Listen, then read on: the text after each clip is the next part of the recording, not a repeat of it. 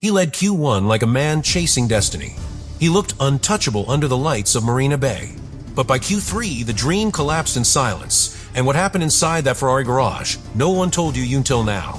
Under the artificial glow of Marina Bay, where the air feels like molten glass and every breath carries the hum of 300 kilometers per hour, Lewis Hamilton arrived ready to rewrite his own story. This wasn't just another race weekend, it was a test of identity. The 7-time world champion, now clad in Ferrari red, had come to Singapore not just chasing performance, but redemption. After months of near misses and silent frustration, this was the track where he believed everything could finally align. And for a brief moment on Friday, it seemed to. The SF-25 responded, the steering felt alive, and Hamilton's body language said all. Confidence had returned. Yet beneath that calm exterior, a storm was forming, invisible to fans, but deadly to performance. As practice unfolded, the optimism began to unravel. The Ferrari that had looked graceful in FP1 turned erratic in FP2. Temperatures shifted slightly, humidity rose, and the SF-25's balance collapsed like a house of cards. Engineers scrambled through data, adjusting camber, tweaking wing angles, chasing the perfect balance that kept slipping through their fingers. Hamilton, ever analytical, didn't panic. He knew what was happening. "It's sensitive," he said over the radio, a diplomatic way of saying the car was on a knife's edge. Every setup change brought progress in one area and loss in another. For a driver built on consistency, this kind of instability eats away at trust. And in Formula One, trust is the first thing you need to go fast. By Saturday, the tension in Ferrari's garage was almost visible. Hamilton had shown flashes of brilliance in Q1, fastest overall, sharp, efficient, utterly in control. The engineers clapped, the data looked promising, and for the first time in weeks, the red pit wall allowed itself a smile. But in Formula One, success is a fragile illusion. The same car that glided through the first session began to stumble as the night wore on. Track evolution favored those who managed tire temperature perfectly, something Ferrari still couldn't do. The strategy team hesitated, trying to find the right moment to release him. And in that hesitation, they lost everything. Every second of delay meant colder tires, and colder tires meant doom. Hamilton could feel it before the lap even began. As he lined up at the end of the pit lane, surrounded by a queue of cars, the glow of the brake discs painted the moment in cruel irony. All heat, no control. Inside the cockpit, Hamilton stared ahead, silent, the calm before inevitable disappointment. He knew what was coming. Tires cooled by 5 or 6 degrees are unrecoverable without overdriving, and overdriving means destroying the lap. "We've lost temperature," he reported, his voice low but steady. On the monitors, his sector times confirmed it. The first sector was gone before it began. In Formula One, half a second is an eternity. And by turn 5, eternity had arrived. From first to sixth, the dream evaporated, replaced by that familiar feeling only veterans of this sport understand, the taste of inevitability. When he crossed the finish line, Hamilton didn't speak. No sigh, no anger, just silence. Cameras caught the stillness. Hands resting on the wheel, eyes unfocused, the glow of dashboard lights reflecting off his visor. It wasn't the look of defeat, it was the look of recognition. He had seen this story before, with McLaren in 2012, with Mercedes in 2021. Different team, same pain. A car that could be brilliant, but refused to be reliable. To him, the problem wasn't the position on the grid. It was the pattern. Ferrari had everything, the power, the data, the resources, but somehow they kept tripping over their own execution. For a man obsessed with precision, that was the true nightmare. What nobody told you about that night is that the collapse wasn't sudden, it was cumulative. A sequence of tiny misjudgments layered into disaster. The car didn't betray him, the system did. From a pit lane position that trapped them behind rivals, to a cooling system that failed to keep tire heat alive, to a decision-making chain that prioritized caution over instinct, it all added up. And Hamilton, standing under the Singapore floodlights, realized the painful truth. Ferrari's biggest problem isn't mechanical. It's cultural. "We've got to change how we operate," he said quietly after the session. No anger, no blame. Just clarity. And in Formula One, clarity is the first step toward rebellion. This wasn't just a nightmare qualifying, it was a warning. A sign that the legend in red was done being patient. Behind every qualifying session in Formula One lies a war of details, numbers, timing, and temperature. For Hamilton, Singapore exposed how those details can betray even the greatest driver. On paper, Ferrari's plan looked perfect. Release Hamilton late in Q3 to benefit from evolving track. But in execution, it turned into a slow-motion disaster. While Mercedes and McLaren left the garage early to keep tire heat alive, Ferrari hesitated. Their position at the far end of the pit lane forced Hamilton to wait behind others, engine idling, brakes cooling, tire temperatures dropping degree by degree. The very strategy meant to give him clear air ended up stripping away grip before he even reached the first corner. "We lost it before we started the lap," he later said. That sentence summarized the entire weekend, a failure of timing disguised as procedure. To understand the scale of Ferrari's mistake, you have to understand how delicate modern tires are. Pirelli's soft compounds operate within a window of just a few degrees. Too hot, they blister. Too cold, they slide. Hamilton's tires sat at around 80 degrees when they should have been near 90. It's a small difference, but one that transforms handling. Without that critical surface heat, the rubber fails to bite into the asphalt, creating understeer on entry and wheel spin on exit. The car feels disconnected, floating rather than gripping. For a driver like Hamilton, who builds rhythm through trust in front-end response, that feeling is fatal. It's like skating on a surface that changes every corner, he once said of such conditions. In Singapore, that's exactly what he experienced, a perfect lap destroyed before he even reached turn 3. Inside the cockpit, the frustration grows silently. You don't shout when you already know the outcome, you adapt. Hamilton tried everything to wake the tires up during his outlap, weaving, braking late, accelerating early. But Singapore's layout works against you. Long straights cool the fronts, and slow corners overheat the rears. The balance shifts constantly, impossible to stabilize. As he entered his flying lap, telemetry showed the front right tire 4 degrees cooler than the rear left, a death sentence for grip. Through the first sector, the steering corrections came thick and fast. The rear twitched under braking. The front refused to rotate. From the onboard, it looked like effort. In reality, it was survival. The SF-25 wasn't fighting for pole, it was fighting itself. When he crossed the line, the lap time was good but not great. 6th place. More than half a second off pole. The difference wasn't skill, it was system. Ferrari's process, from tire warm-up protocols to pit release sequencing, had failed him. What makes it worse is that the team knew this was a weakness. The same problem had cost Leclerc positions earlier in the season, yet the procedure remained unchanged. For a driver used to Mercedes' military precision, that repetition of error was almost unthinkable. Hamilton didn't need anyone to explain what went wrong. He felt it. In Formula One, mistakes are supposed to teach you something. But Ferrari's errors kept repeating, as if trapped in a loop of self-sabotage.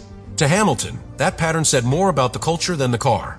Behind closed doors, Ferrari engineers tried to explain the data.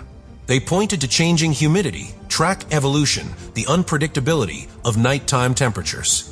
But Hamilton had heard these excuses before. He didn't see randomness, he saw lack of execution. "We can't keep missing opportunities because of temperature," he said flatly in the debrief. His tone was cold, controlled, almost surgical. This wasn't anger, it was leadership. He was forcing Ferrari to confront a truth they'd avoided for too long. They had built a car capable of brilliance, but they didn't yet know how to manage it. The SF-25 wasn't just technically fragile, it was operationally fragile. Every success required perfection, and perfection doesn't survive under pressure. That's the tragedy of the hidden struggle. From the outside, Hamilton looked composed, the consummate professional, taking 6th place with quiet dignity. But inside, he knew this result symbolized something far deeper. A great driver can forgive an imperfect car. What he cannot forgive is the repetition of preventable mistakes. Singapore was never about speed. It was about coordination, rhythm, timing, the invisible parts of racing that separate contenders from champions. Hamilton's struggle wasn't with the track. It was with a team that still doesn't understand that Formula One isn't just a race against rivals. It's a race against yourself. And for Ferrari in 2025, that's the race they keep losing. From the outside, the SF-25 looks like an elegant evolution, a sculpted masterpiece of red carbon fiber, born from wind tunnel dreams and CFD precision. But inside the cockpit, Hamilton discovered a different truth. Beauty, in this case, masked instability. Ferrari's engineers had pursued aerodynamic efficiency so aggressively that they created a car hypersensitive to its surroundings. Ride height, air density, Even crosswinds could change the handling completely. In theory, the car was fast. In practice, it was unpredictable. And in Singapore, unpredictability is death. Hamilton could feel it instantly. One lap, the rear gripped like glue. The next, it floated mid-corner. The balance was alive 1 second and gone the next. For a driver who reads grip like language, this inconsistency wasn't just frustrating, it was disorienting. Ferrari's switch to a front pull rod suspension was meant to revolutionize their car philosophy, mirroring Red Bull's concept. The design freed up airflow under the nose, increasing downforce efficiency. But that same geometry transferred load changes more violently through the chassis. On smooth circuits, it worked beautifully. In Marina Bay's bumpy night surface, it was chaos. Every curb strike upset the suspension, destabilizing the front end. Hamilton had to constantly correct oversteer that appeared out of nowhere, especially through turns 10 and 14. He called it snappy, a word that engineers hate because it means unpredictability. The car demanded constant correction, like trying to tame a nervous animal that bolts every time you touch the wheel. And every correction cost him tenths of a second. The telemetry later confirmed what Hamilton already knew from feel. The SF-25's rear aero platform wasn't stable enough under transient load, meaning when Hamilton braked or turned sharply, the airflow detached from the diffuser. In layman's terms, the car lost rear downforce exactly when it was needed most. The engineers saw spikes in your rate and brake pressure oscillation, evidence that Hamilton was fighting the car rather than driving it. They adjusted the differential and reduced rake, hoping to calm it down. But each fix only exposed another flaw. Lowering the rake improved stability, but worsened front-end grip. Increasing rake restored turn-in, but destroyed tire life. It was an endless trade-off between balance and consistency. Ferrari hadn't built a weapon. They had built a puzzle that couldn't be solved in one night. Hamilton's driving style, once his greatest strength, made things even harder. His trademark precision, late braking, sharp rotation, and early throttle application relies on predictability. But with the SF-25, predictability didn't exist. The front axle delayed its bite, forcing him to slow mid-corner, while the rear stepped out during throttle application. Watching his onboard from Q3, you could see it, the car twitching under braking, Hamilton making micro-corrections every few meters. It was art in chaos, a world champion dancing on the limit of control. "It's inconsistent," he told Riccardo Adami after his run. For Hamilton, inconsistency is worse than slowness. A slow car can be improved. An inconsistent car destroys confidence. And confidence is the currency of champions. What made the situation more complex was Ferrari's dual setup strategy. Leclerc ran lower downforce to chase straight-line speed, while Hamilton chose higher downforce for traction. It was a calculated risk, 2 philosophies, 1 result. But that split diluted the team's development direction. While Leclerc's car was faster on the straights, it struggled with rear degradation. Hamilton's was slower, but theoretically safer over a lap. In reality, both suffered the same disease, temperature mismanagement. Ferrari's engineers were fighting physics with guesswork. Instead of converging on one optimal configuration, they were testing 2 extremes, hoping one would work. It was experimentation disguised as strategy. And when the lights of Singapore reflected off the polished red bodywork, those differences didn't matter.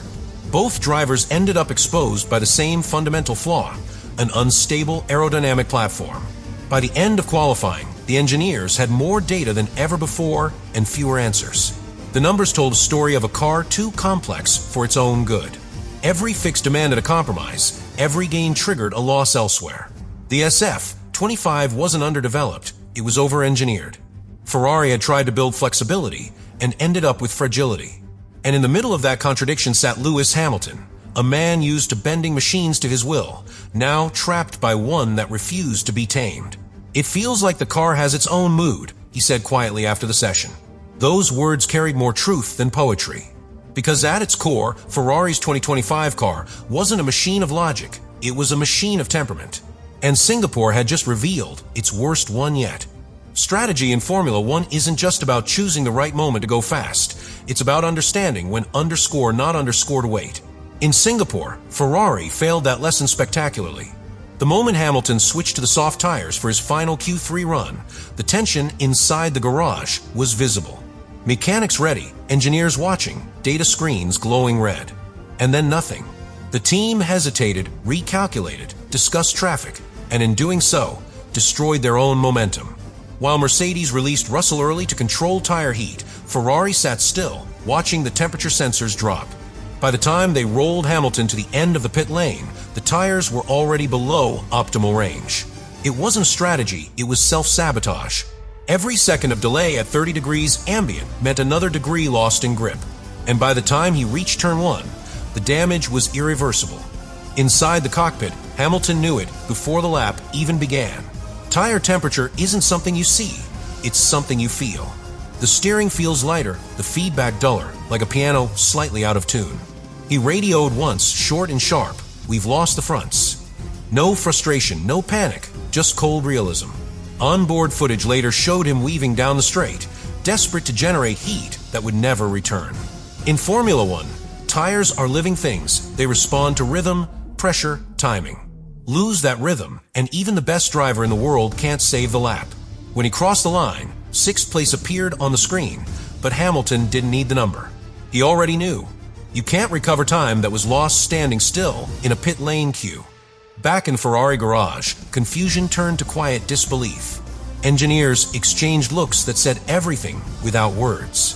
The data showed a 5-degree temperature drop at the start of the lap, catastrophic in qualifying terms. "It's fine margins," team principal Frederick Vasseur told the press later.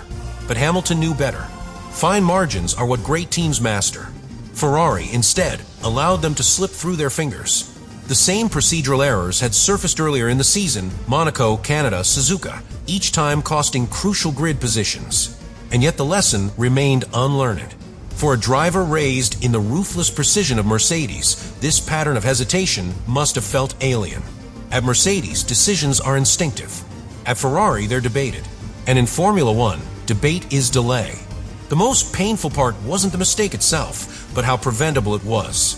Ferrari's position at the end of the pit lane was a known disadvantage. The longer you wait, the more temperature you lose. Other teams compensate with pre-warm brake ducts or rolling releases. Ferrari did neither. They followed routine, assuming conditions would hold. But Singapore doesn't forgive assumptions. The humid air and street circuit surface bleed heat faster than anywhere else. The decision to wait for a clean lap was logical on paper, but disastrous in practice. The irony, Hamilton's best Q1 time had come in traffic. He didn't need space, he needed heat. The difference between 1st and 6th that night wasn't talent. It was temperature management. And Ferrari, for all their heritage, still haven't learned how to manage heat, mechanical or emotional.